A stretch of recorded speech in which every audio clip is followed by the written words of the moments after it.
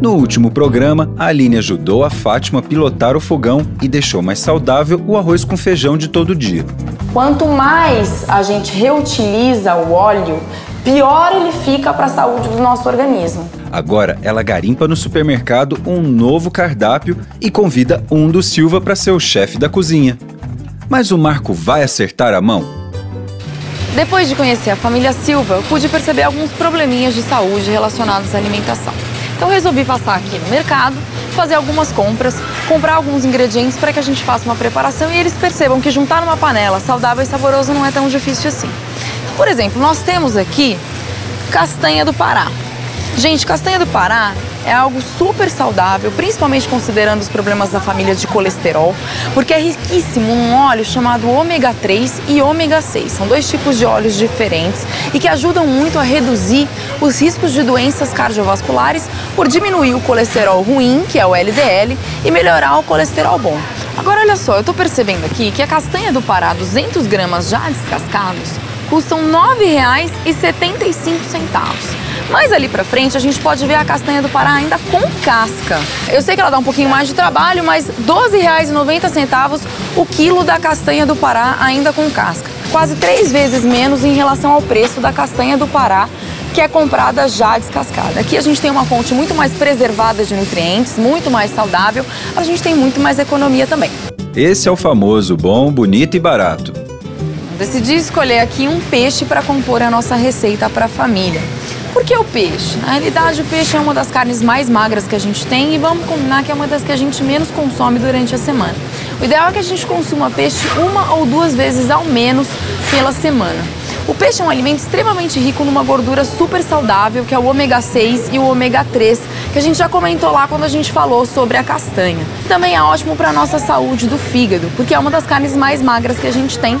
E o Marcos, por ter o problema de hepatite C, não pode comer carnes muito gordas. Geralmente as carnes mais gordas compõem as carnes vermelhas. O médico proíbe, sabe? Toda vez que eu vou, fala assim, olha, você evita gordura animal, porco e bovino. Evita, entendeu? Mais fruta, mais legumes e mais peixe. Lembrando que sempre que a gente for escolher peixe, o ideal é que ele esteja sempre liso, brilhante, os olhos estejam também brilhantes e as guelras estejam bem vermelhas. Fique bem atento a isso, porque dessa forma a gente sabe que o peixe está bastante fresquinho.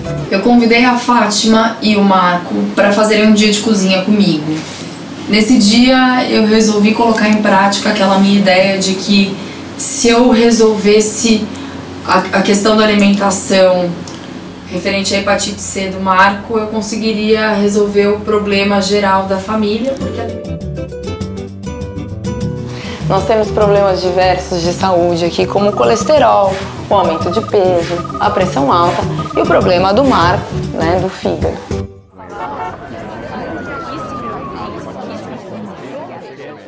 Hepatite C acho que é uma doença que dá no sangue, não tenho bem certeza, não tenho bem conhecimento, né? Eu não tenho, assim, muita informação sobre, que eu deveria ter. Bom, eu já ouvi falar, mas eu não sei se vem pela alimentação, vem?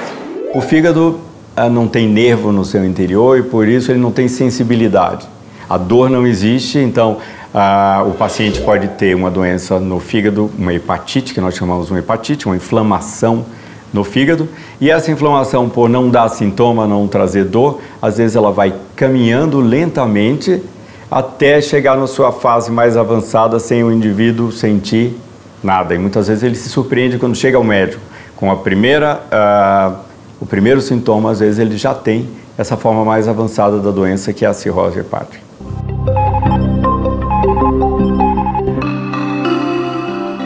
O fígado é a maior glândula do corpo humano e funciona como um processador com mais de 220 funções. Uma delas é quebrar as moléculas de gordura e a maioria das proteínas também.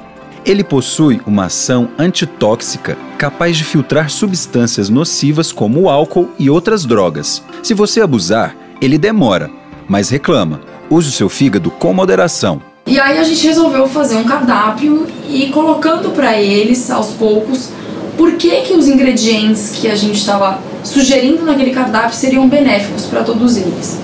A gente vai fazer aqui hoje uma preparação de filé de pescada. Todo mundo gosta de peixe? Gosta de peixe? Maravilha. Então nós vamos fazer um filé de pescado empanado, mas não é um empanado qualquer e esse empanado não vai ser frito. Tá? O que nós vamos fazer hoje é passar o peixe na farinha e no ovo, como a gente faz com qualquer empanado, mas nós vamos utilizar castanha do Pará que a gente triturou no liquidificador para empanar esse peixe. E aí, para acompanhar, nós vamos fazer aqui uma salada de lentilha, que é um alimento riquíssimo em fibras, que é da família do feijão. Por que eu resolvi trazer a lentilha para vocês? Porque a gente está muito acostumado, e é uma mistura muito saudável, o arroz-feijão do brasileiro. É uma mistura riquíssima em nutrientes, riquíssima em proteína, riquíssima em saúde. Mas, de repente, se eu quiser variar esse feijão, não cair na monotonia do feijão, existem outros alimentos que eu posso utilizar e que fazem bem para minha saúde, que são da mesma família do feijão, como por exemplo a lentilha, a ervilha, o grão de bico. Então hoje a gente vai fazer uma salada bem refrescante de lentilha, usando aqui salsinha, cebolinha. Esse picadinho que a gente está vendo aqui são os talos da rúcula que a gente vai utilizar como uma salada, tá? E a gente vai utilizar também folhas de rabanete, porque na salada a gente vai utilizar o rabanete. E geralmente o que a gente faz com essa folha do rabanete? Eu jogo fora. Jogar fora um alimento que é riquíssimo em saúde, riquíssimo em vitamina C, que é um antioxidante que ajuda a combater infecções. Inclusive percebi que você tá tossindo, né, Marco? Você teve uma gripezinha, é isso? Pois é.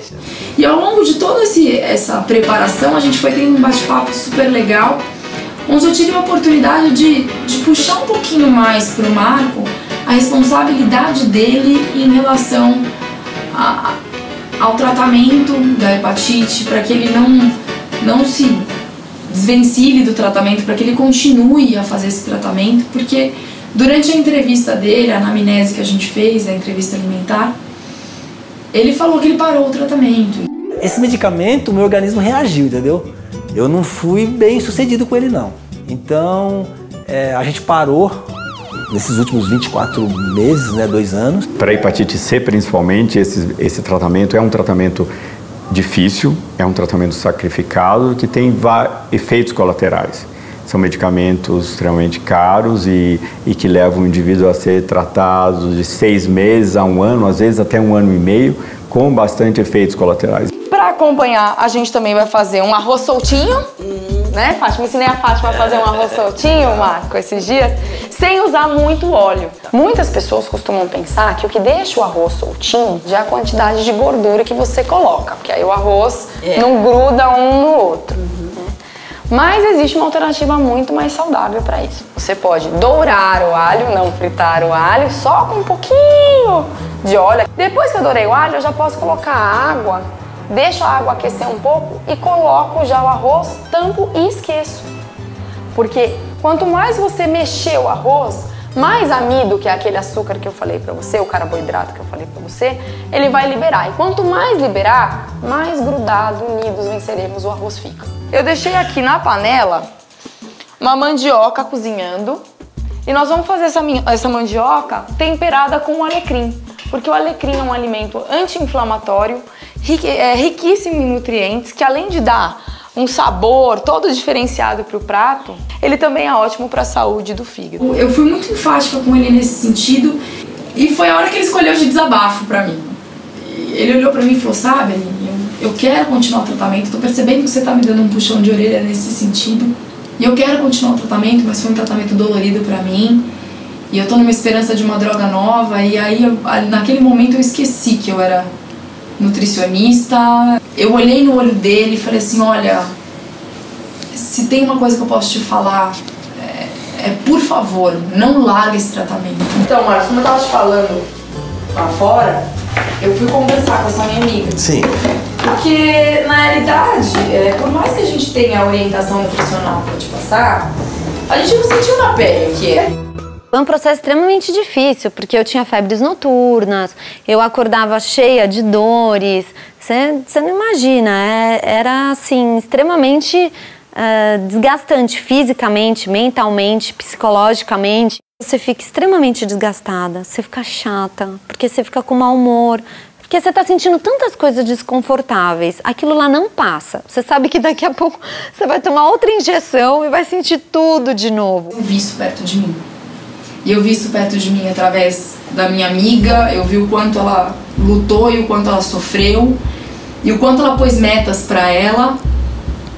E hoje ela tá aí, ela seguiu uma alimentação saudável, ela tomou os medicamentos na hora certa, por pior que tenha sido pra ela e por maior que tenha sido a depressão dela, e hoje ela atingiu a meta dela, que era ficar curada, ficar grávida. Ela tá grávida de 5 meses da Sofia, e era o maior exemplo que eu tinha pra dar pra ele naquele momento. É uma coisa difícil e que é muito, na verdade é muito fácil das pessoas pararem o tratamento, porque a fase pior da doença é a fase do tratamento. Marco, melhor ouvir os conselhos da Aline para depois não chorar sobre o leite derramado, hein? O meu conselho para você é que haja uma continuidade desse tratamento, tá? Ele é muito importante. E a alimentação tem que estar associada a esse tratamento, ou mesmo nessa fase de remissão que você tá, sem o tratamento. Porque a sua alimentação pode potencializar a saúde do seu fígado, como pode piorar em 100%. Então depende de você, é a sua responsabilidade. A sua família tem que colaborar? Tem que colaborar, é óbvio, ninguém faz nada sozinho. Não. Afinal de contas, de nada adianta a gente estar fazendo aqui todo um peixinho grelhado e de repente chegar na sua casa e eles estão lá comendo uma pizzona bem gourmand. Olha aí, o que chegou? Cadê? Eu vou pôr a coca aqui, ó. Assim fica difícil resistir. Boa! Quero de português.